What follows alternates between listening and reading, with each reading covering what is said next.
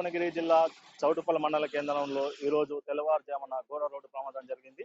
ఈ ప్రమాదంలో ఇద్దరు డిఎస్పీలు మరణించడం జరిగింది.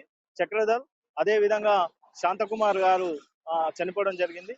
అయితే ఈ ప్రమాదంలో గాయపడింది ఏఎస్పీ దుర్గా ప్రసాద్ రావు.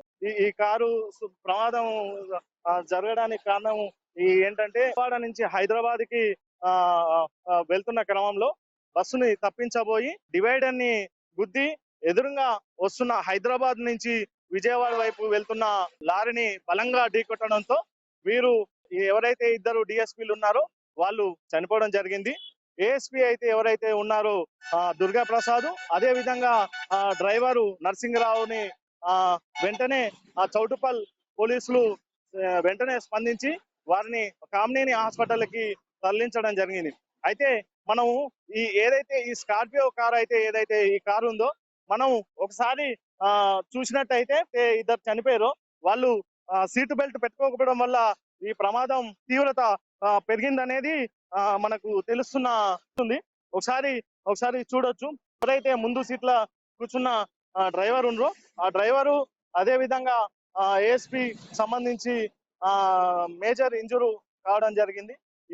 ఎవరైతే ఎవరో డిఎస్పీలు స్పాట్ లోనే చనిపోవడం జరిగింది ఈ ప్రమాదంలో. అయితే వీళ్ళు విజయవాడ నుంచి హైదరాబాద్ వస్తున్న క్రమంలో వీళ్ళ పాత వాహనము చెడిపోవడంతో వేరే వాహనాన్ని హైదరాబాద్ నుంచి వాహనాన్ని తెప్పించుకొని వీళ్ళు ఆ వాహనంలో ఉదయం తెల్లవారుజామున బయలుదేరడం జరిగింది.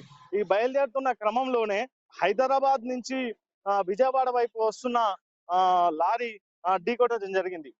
వీళ్ళు విజయవాడ నుంచి హైదరాబాద్ వెళ్తున్నారు.